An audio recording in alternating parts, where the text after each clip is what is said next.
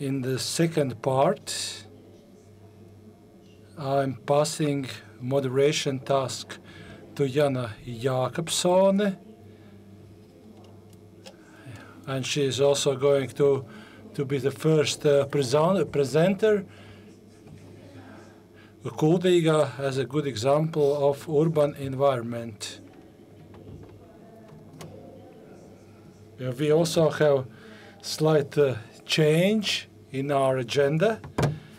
It was planned that we are going to have a short excursion, but I'd like to invite that this trip excursion is going to be after discussion, so we are swapping things around. Yeah, thank you. Thank you. Of course, in urban environment, it can be seen in a much more pronounced way, and I'm going to also to tell about that. So all of you are also welcome to join us later, so you can see it. So now about Kuldīga in the context of the Venice Charter. I'd like to tell briefly about continuity within the context of the Venice Charter. As the previous presenters already said, context is very important. We cannot just take out some excerpts without the overall concept. And in Kuldīga, we are saving things that are important. We've heard a lot about the Chart of Venice. I'm not going to repeat the previous speakers. And let me focus on Kuldīga and what is really relates to Kuldīga's development and continuous development is traditional building, renovation in a traditional manner, context and contrasts, and also craftsmanship. So these are words which are being used in the context of Venice Charter. Such words are not used, were not used in the charters. It was expressed in other words, but now let's focus on Kuldīga. Activities related to what we do are required in order to ensure historical integrity and also successful development. Modern development also requires its toll, and like it was mentioned before, Venice Charter was passed 60 years ago, and it should be also read in the context of other documents. So within the context of Kuldīga, I want to stress the Davos Declaration and cultural heritage and local building traditions are named important in there. Also, Faro Convention was mentioned, and it was ratified in 2005 in Latvia. And this convention stresses that the value of cultural heritage is related to the context and importance societies of human rights, and particularly to the rights of culture and identity.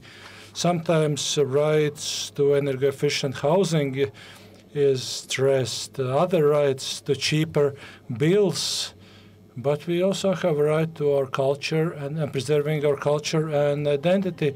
Mr. Krastinš already mentioned the Riga Charter, which provides guidelines how cities should develop and at the same time also preserve cultural identity and cultural heritage. Now as to smaller towns and localities, craftsmanship and traditions of craftsmanship are very important, and this also comes in the context of intangible cultural heritage. The Venice Chart is not only static, and it does not only relates to tangible heritage, but also to immaterial heritage. And here I would like to refer to Intangible Heritage Convention of 2003. So in the situation of Kuldīga, intangible cultural heritage is defined as practices, expressions, social skills, and related tools, artifacts which different groups and individuals perceive as a part of their culture. This is what you can see in the Restoration Center. Some colleagues are present from the center, and you can learn more from them. And this is also a key how Kuldīga can continue this path of preserving immaterial heritage. And obviously cities and towns have developed in a different manner. If we are in Kuldīga, obviously we should not be compared that in Florence or Paris situation is different, and sometimes with students and architects we have discussions why this is that is acceptable, or on the opposite is not acceptable, why it's important or not important. Then we should also, the answer is that every town, city which is on the list of cultural heritage of United Nations, what are the values? For example, in Brazil, value is it's like an art object. City is an arts object. Or in Visby in Sweden, it's a continuous layer of history. In other places, it's completely different. So these values are not compared to what we have here in Kuldīga, where we have different values. Each city, each town is different, and this should be taken into account when speaking also restoration and path. Now, as to towns, continuity is very important, and it is essential to view these provisions of the Venice Charter as far as this continuous development goes. We shouldn't create copies or replicas, what we sometimes hear. Overall context of preserving is important. Under the context of the Venice Chart, which has been passed in 60 years ago, sometimes it should be also interpreted within the context of local culture. We use artificial intellect in different fields, and I asked artificial intellect, so in order to build objects in the Kuldīga under the auspices of Venice Charter, of course, artificial intelligence should develop still. And some time ago, I asked if Kuldīga is in the list of UNESCO, and the answer was negative. So we also always should keep into account that artificial intelligence is limited, and we see how artificial intelligence imagines we should build with glass roofs, and see this is so the use of today, the work with artificial development. Here you see continuation of Kuldīga with eyes of artificial intelligence, how traditional small town should develop, and the keywords are entered, but our way is different, and all nomination file cannot be done, but our main values should be entered. They also invite the rest of you to, if you want to go to the artificial interpreted world, to be heard, and your development visions are to be heard in a proper way.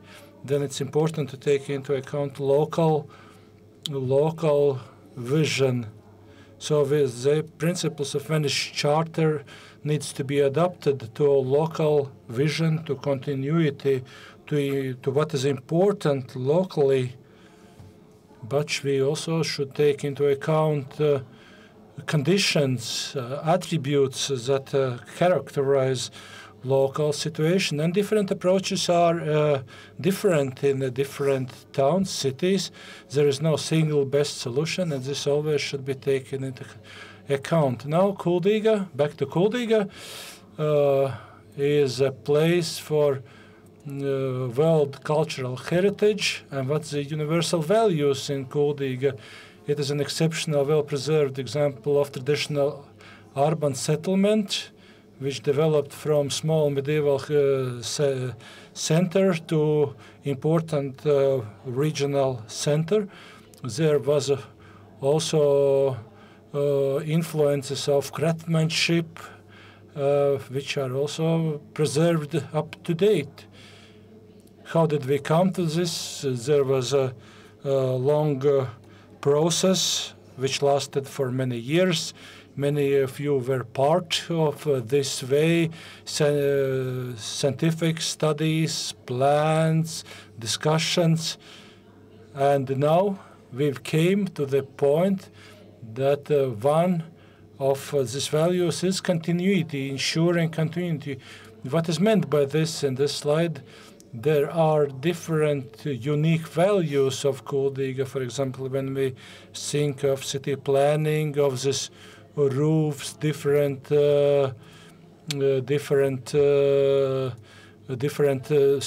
details, and Venice Charter also stresses how important it is to preserve local culture and its conservation process, and this aura goes further away than just city. It's also social practices need to be taken into account. And here you see what happens where this social and cultural continuation is being ensured. So what is preserved from this medieval hamlet? We lay a map of today over the first Kuldīgas map of 1707 and see that street network, river crossing places, areas not built river shores are there. And the question is, do we feel this medieval city, a town? And then the question is, what is rest? And the rest is continuity. This map is created as answer to ICOMOS experts, and there was a question, what's the rest what we see here? For example, here the building of synagogue, and here there is not much to do with Duchy of Kurland and Zemegalia, but here on this map we see continuity buildings. The red ones are the ones from Duchy, violet, lilac are like foundations are preserved, and the ones in orange, those are the ones that are built in continuity. And also, for example, some complexes like synagogue or schools or some other are also related to this continuity. But also then there are characteristics of building techniques which are being followed and implemented. And here you see some examples where we see this construction continuity in documented. So, for example, here, when we think of direct here of a duchy, so that's on the left. Then we see also that part of the building is done in stone, some in wood. there is also another traditional building, and now there is a new building, and there in details you can see how wide these boards, for example, are. And this is our approach, not to make replicas, but to pay attention to continuation. In complicated times, if during the industrialization period in the world and in Latvia, in Kuldīga, we felt that slightly less because a railway connection was omitted for Kuldīga, and that also left Kuldīga to some extent out of industrialization. And to put it simple, Soviet times also entered Latvia with their building materials attitude, or actually ignorance, to old houses and old buildings, etc. So in Soviet time it was planned to demolish approximately 80% of old wooden buildings, and they were so the plan was initiated to be implemented to some extent. These brick houses were built, or several-story dwelling houses were built with Soviet time profiles and detailization. And we have 15% of buildings like that in Kuldīga. And I'm not sure that we can say in Kuldīga that modern should be totally modern and not having any details or elements from a previous traditional construction and buildings. And nearby Weimar's house goes and falls out of such a context. But when we had all Soviet Union protected areas in Kuldīga and Cēsis as well assisted us in maintaining and preserving this cultural, spatial planning and atmosphere of Kuldīga. And in many instances, for instance, the same roofing tiles were brought from different places in Latvia to Kuldīga, and that meant continuity or consistency of traditional artisan and craftsmanship. Someone might call it replica or copy, but in the development of our small town of Kuldīga is considered and perceived as continuity of traditional construction development, with some architectural elements and characteristics features being included in the houses and buildings which are built anew or are reconstructed. Perhaps here it is not so visible, but similar to Soviet times. For instance, a wooden house was lost due to fire, and masonry house was built instead. In urban environment is very important for such a proportion or building volume being taken by similar or identical building. And in those two images we can see how the urban environment looked with that building and without that building. Material was changed, and utilization to modern sample was changed, and we have many examples like that in Kuldīga Old Town as well.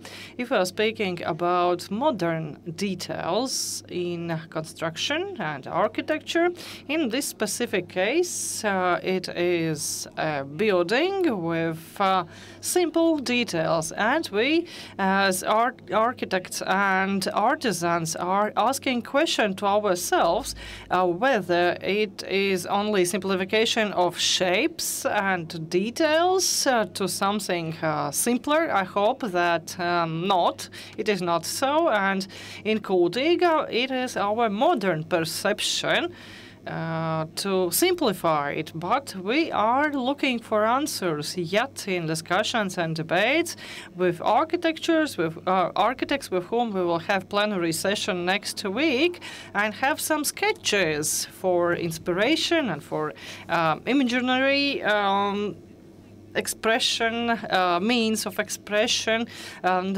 then we base afterwards only. We are developing and drafting our regulations and rules afterwards. After that, field work is done and creative part is done, instead of drafting regulations first, adopting them, and trying to solve the situation afterwards. We are thinking about whether that it is approach we should debate and discuss what would be the best and the correct way regarding that modern details integrated or included to simplify perhaps the lack of traditional materials. But anyway, we must preserve composition of facade and details of facade should be preserved, as well as traditional construction methods, and some other criteria should be met.